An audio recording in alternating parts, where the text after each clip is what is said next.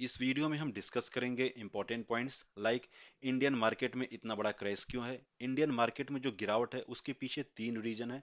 उन तीनों रीजन को, उन तीनों पॉइंट्स को डिस्कस करेंगे वन बाय वन। उसके बाद देखेंगे कि बैंकिंग सेक्टर में कितना ज़्यादा रिस्क है। जो अडानी ग्रुप के पास टोटल डेप्ट है उसमें से कितना डेप्ट इंडियन बैंक्स ने दिया हुआ है। तो ये पॉइंट्स को डिस्कस करेंगे। और इन्वेस्टर के पॉइंट ऑफ व्यू से दो पॉजिटिव न्यूज़ को भी डिस्कस करेंगे लास्ट में। तो स्टार्ट करते हैं। तो अगर देखें निफ्टी 50 में आज, तो 1.61% नेगेटिव में क्लोज हुआ है।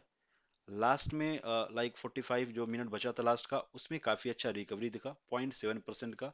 जब भी मार्केट में बहुत बड़ा क्रैश होता है तो लास्ट में बड़े बड़े इन्वेस्टर या म्यूचुअल फंड एंट्री करते हैं, क्योंकि काफ़ी डिस्काउंट प्राइस पे अवेलेबल हो जाता है हर एक स्टॉक। तो अगर देखें किस सेक्टर में ज़्यादा गिरावट हुआ है, तो नो डाउट पीएसयू बैंक। कल भी पीएसयू बैंक में सबसे ज़्यादा गिरावट हुआ था और आज भी वही पीएसयू बैंक में सबसे ज़्यादा गिरावट हुआ है 5.43%। तो अभी देखते हैं कि लाइक इंडियन मार्केट में क्रैश क्यों है। तो पहला पॉइंट है एफ आई आई। अभी F I I Indian market से एग्जिट करके चाइनीज मार्केट में एंट्री कर रहा है। जैसा कि आप जानते हैं कि चाइनीज मार्केट काफी दिन बाद ओपन हुआ है। चाइना में अभी तक कोविड लगा, रिस्ट्रिक्शन लगा हुआ था कोविड की वजह से, लेकिन अभी सभी रिस्ट्रिक्शन को हटा दिया गया है। तो बड़े बड़े इन्वेस्टर ये बता रहे हैं कि चाइनीज मार्केट में रिटर्न अच्छा मिल सकता है, इस वजह से इंडियन मार्केट से एग्जिट करके चाइनीज मार्केट में एंट्री कर रहे हैं। अगर आपको प्रूफ देखना तो यहाँ पे आप देख सकते हैं। जैन मंथ में अभी तक 29,232 करोड़ का सेलिंग कर चुका है अभी तक एफ आई आई। अगर इससे पहले मंथ का अगर देखें, लाइक दिसंबर का, तो टोटल 14,000 करोड़ का सेलिंग हुआ था। नवंबर मंथ में 22,000 करोड़ का बाइंग हुआ था। तो लास्ट मंथ में 14 था। अभी तक का कह सकते हैं सबसे ज़्यादा सेलिंग हुआ है रिसेंट में। तो 29,232 करोड़ का सेलिंग हो चुका है इस मंथ में अभी तक, 27 जैन तक।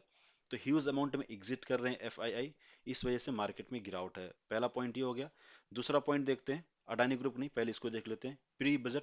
जब भी बजट का वक्त होता है, जब लाइक 1 फेब को बजट रिलीज होगा, तो जब भी बजट का टाइम होता है तो बजट से पहले गिरावट होता है इंडियन मार्केट में, या अक्सर ऐसा होता आया है। तो उस वजह से भी मार्केट में थोड़ा सा प्रेशर है। जो मेन रीजन है वो अडानी ग्रुप। आप जानते हैं कि अडानी में काफी ज्यादा क्रैश है, और उस वजह से बैंकिंग सेक्टर में भी काफी ज्यादा क्रैश है। तो बैंकिंग सेक्टर को डिस्कस करते हैं अभी। तो टोटल जो अडानी ग्रुप के पास जो टोटल डेब्ट है उसका कितना परसेंट इंडियन बैंक्स का है उसको देख लेते हैं, सबसे मेन पॉइंट। क्योंकि अक्सर लोगों को लगता है कि 80 to 90% इंडियन बैंक ने डेब्ट दिया है अडानी ग्रुप को। तो यहाँ पे देख सकते हैं the key message is that the Indian bank exposure is less than 40% of total group डेब्ट। तो अडानी ग्रुप के पास जो टोटल डेब्ट है उसका लेस देन 40% इंडियन बैंक्स ने दिया हुआ है। और उसमें से अगर आप देखेंगे, प्राइवेट बैंक का 10% का इसमें डेब्ट दिया हुआ है प्राइवेट बैंक ने, जिसमें से आईसीसीआई और एक्सिस को भी आप देख सकते हैं। अगर जो रिमेनिंग है, आई मीन यहाँ पे 10% किसका हो गया, प्राइवेट बैंक्स का। और जो रिमेनिंग अमाउंट है, जो डेब्ट है, वो पीएसयू बैंक ने दिया हुआ है। पीएसयू बैंक में सबसे ज्यादा एसबीआई ने दिया है। एसबीआई का आज स्टेटमेंट भी पास हुआ है। एसबीआई ने कहा है कि जो मेरा एक लिमिट, हर किसी को लोन देने का, डेब्ट देने का एक लिमिट होता है हर एक बैंक को, कि इस बंदे को कितना दे सकते हैं। तो एक जो लिमिट है उससे नीचे ही दिए, उस लिमिट के क्रॉस नहीं किए हैं। ये एक्सपोज नहीं किए, मतलब ये बताए नहीं कि कितना टोटल दिए हैं। लेकिन ये बताया जरूर है एसबीआई ने कि जो लिमिट है उससे कम ही हम अडानी ग्रुप को दिए हैं। तो यहाँ पे आप देख सकते हैं 40% से नीचे टोटल इंडियन बैंक्स का डेप्ट है अडानी ग्रुप के ऊपर, जिसमें से 10% प्राइवेट बैंक का और रिमेनिंग पीएसयू बैंक का है। यहाँ पे आप देख सकते हैं the PSU bank has a material exposure of 30% of total Adani group, यहाँ पे आप देख सकते हैं। लेकिन ये जो एक पॉइंट है काफी इंपॉर्टेंट है, बट दिस डेप्ट has not increase in the past 3 year. It said, last 3 year में पीएसयू बैंक ने कोई भी डेप्ट नहीं दिया है। जो पहले जो डेप्ट, जो जितना भी कर्जा दिया है वो पहले का दिया हुआ है। लास्ट 3 ईयर में कोई भी डेप्ट नहीं दिया गया है। ये सीएसएलए का ये स्टेटमेंट आप यहाँ पे देख सकते हैं। सीएसएलएसए ने ये स्टेटमेंट पास किया है। तो आप टोटल समझ गए कि कितना बैंक ने दिया है। और 3 साल से पहले जो दिया, 3 साल से पहले दिया है। अब डिस्कस करते हैं नेक्स्ट पॉइंट। अभी अडानी ग्रुप जानते हैं कितना ज्यादा क्रैश हुआ 2 दिन के अंदर। अभी जो है सेबी भी थोड़ा टाइट हो रहा है, और इसके ऊपर अडानी ग्रुप को अभी ये भी अब इसको और क्लोजली जांच करेगा, देखेगा क्या रीजन है, क्या जो हिंडनबर्ग जो रिसर्च ने जो पब्लिश किया है क्या ये सही तो नहीं है। तो यहाँ पे आप देख सकते हैं कि अभी सेबी ने इसके बेसिस पे जो इन्होंने रिपोर्ट दिया हिंडनबर्ग ने, उस रिपोर्ट के बेसिस पे अभी इसके ऊपर इंक्वायरी करेगा, क्लोजली इंक्वायरी करेगा। कहीं ऐसा तो नहीं कि सही से इस अडानी ग्रुप में घपला चल रहा है। तो एक थोड़ा सा एक और प्रेशर कह सकते हैं अडानी ग्रुप के ऊपर है। तो ये दूसरा पॉइंट हो गया। और नेक्स्ट पॉइंट डिस्कस करते हैं, अडानी ग्रुप अगर आज देखें कि कितना बड़ा क्रैश हुआ है। आप एसीसी सीमेंट का देखें 13% का गिरावट हुआ है, अडानी इंटरप्राइज में 18.52% का गिरावट हो चुका है आज। Adani green sorry Adani enterprise का था ये 18.52, अडानी ग्रीन ने आज लोअर सर्किट लगा दिया 20%, अडानी पोर्ट ने 16%, अडानी पावर ने 5% जो कि लोअर सर्किट लगा है, अडानी टोटल गैस 20%, अडानी ये भी लोअर सर्किट लगा है, ट्रांसमिशन भी 20%, अडानी विल्मर का भी 25% जो कि लोअर लिमिट है, लोअर सर्किट है, और अंबुजा सीमेंट का भी 17%। तो आप देख सकते हैं कितना खतरनाक गिरावट है अडानी ग्रुप में। नेक्स्ट पॉइंट देखते हैं, तो टोटल अभी तक का 2 दिन के अंदर 4 लाख करोड़ का अडानी का लॉस हो चुका है, 4 लाख करोड़ का लॉस हो चुका है 2 दिन के अंदर अडानी ग्रुप का। और अडानी अभी थर्ड नंबर पे थे रिचेस्ट में, अभी शिफ्ट होके सेवेंथ नंबर पे आ चुके हैं। यहाँ पे आप देख सकते हैं ये सेवेंथ नंबर पे आ चुके हैं, क्योंकि इनका 4 लाख करोड़ का लॉस हो गया 2 दिन के अंदर। इस वजह से 3 पोजीशन से सेवेंथ पोजीशन पे शिफ्ट हो गए हैं। तो ये मेन रीजन था गिरावट के पीछे ये सब। और अभी आप देख सकते हैं पॉलिटिकली कभी याद, अभी अभी कांग्रेस और बीजेपी के अंदर भी अभी शुरू हो गया है।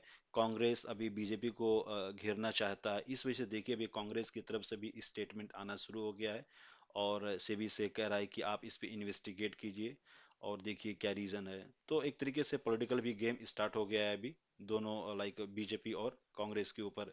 अभी एक देखिए कोटेक कोटेक का अभी स्टेटमेंट आया, और इन्होंने अभी इसके अडानी पोर्ट को बाइंग का रेटिंग दे दिया है, और इसका टारगेट प्राइस जो दिया है वो 860 का टारगेट प्राइस दे दिया है।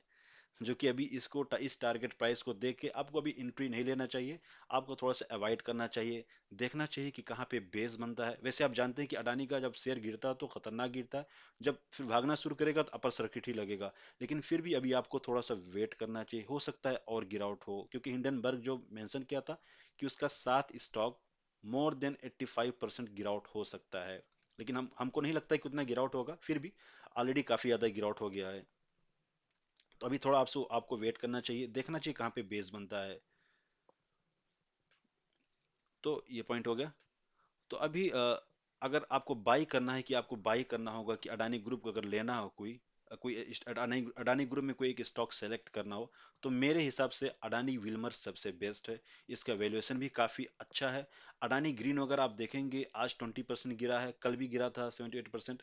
उसके बाद भी अभी भी उसका वैल्यूएशन अभी आप देखेंगे ऑलमोस्ट 500 के आसपास है। लेकिन अगर आप उसका मीडियन भी देखेंगे तो 700 है। अडानी इंटरप्राइज का भी काफी ज्यादा है, अडानी इंटरप्राइज का अगर आप देखेंगे तो ऑलमोस्ट 300 का इसका पीई रेशियो है। और अडानी ग्रीन का 500 के आसपास, 400 समथिंग का है। अडानी विल्मर काफी बेस्ट कंपनी है, और ये एडिबल ऑयल पे वर्क करती है। अडानी और विल्मर ग्रुप दोनों मिलके इस पे वर्क कर रही है। तो आई थिंक ये कंपनी आगे चल के अच्छा परफॉर्म कर सकती है। इसका मैंने एक सपोर्ट दिया था 500 के आसपास। तो अभी आपको 500 पे बाई नहीं करना चाहिए, आपको मंडे को दिन देखना चाहिए कि किस तरीके से परफॉर्म कर रहा है, इसका बेस कहाँ पे बनता है। इनकेस अगर लोअर सर्किट नहीं लगता है और ऐसा लगे कि यहाँ पे बेस बनने लगा है, तो आप बाई भी कर सकते हैं, लेकिन थोड़ा सा वेट कीजिए भी आप। तो अभी एक इंपॉर्टेंट पॉइंट को डिस्कस करते हैं। ये इन्वेस्टर के हिसाब से ये पॉजिटिव न्यूज़ है, लेकिन ऐसे देखें तो काफ़ी नेगेटिव न्यूज़ है। इसको भी कल मैंने डिस्कस किया था। एसएपी भी अभी 3000 जॉब कट किया है, और आईबीएम भी 3900 का जॉब कट किया है। आप जानते हैं गूगल भी जॉब कर चुका है, माइक्रोसॉफ्ट भी कर रहा है। तो डेली किसी कोई ना कोई कंपनी जॉब को कट कर रही है, और जब जॉब कट होता है तो उससे क्या होता है कि फेड जो है मे बी रेट को कम हाइक करे, क्योंकि इन्फ्लेशन कम होता है। जब भी जॉब जाता है तो लोगों के पास पैसा कम हो जाता है। जब पैसा कम होता है तो जो कोई सामान का डिमांड काफी कम हो जाता है, जो किसी सामान का, क्योंकि लोग उसको कम खरीदेंगे, लोग कम खरीदेंगे, पैसा नहीं है तो कम खरीदेंगे, और कम खरीदेंगे तो उसका डिमांड कम होगा, और डिमांड कम होगा तो इन्फ्लेशन कम होगा। तो इस हिसाब से अगर आप देखें, इन्वेस्टर के हिसाब से आप देखें, तो हो सकता है अगर जॉब जा रहा है तो इस वजह से इन्फ्लेशन हो सकता है थोड़ा सा गिरावट इन्फ्लेशन में। लेकिन ऐसे आप देखें तो काफी नेगेटिव पॉइंट ही है, काफी नेगेटिव न्यूज़ है। नेक्स्ट अगर पॉइंट देखें तो इन यूएस का जीडीपी अभी उसका रिलीज हो गया है, और उसका जीडीपी जो आया वो 2.9% का आया है। जो एज्यूम कर रहे थे ये लोग, वो एज्यूम कर रहे थे 2.6% का, लेकिन आया है 2.9% का। इट मींस कि जो एस्टिमेट था उसको बीट किया है। तो इस वजह से भी एक पॉजिटिव पॉइंट है। तो इसकी वजह से क्या होगा, जो टेक कंपनीज हैं, हो सकता है टेक कंपनीज आगे चल के काफी अच्छा परफॉर्म करे। इवन कि अगर आज के दिन भी आप देखेंगे मार्केट में इतना बड़ा क्रैश हुआ है, फिर भी टेक कंपनीज में काफी कम गिरावट आपको दिखेगा, 0.92% का जस्ट गिरावट हुआ है। तो हो सकता है कि टेक कंपनीज आगे चल के अच्छा परफॉर्म करे। तो ये video just for educational purpose था। कोई भी कॉल लेने से पहले आप एनालिसिस कीजिए या अपने फाइनेंशियल एडवाइस से चेक कीजिए। Okay, bye, take care.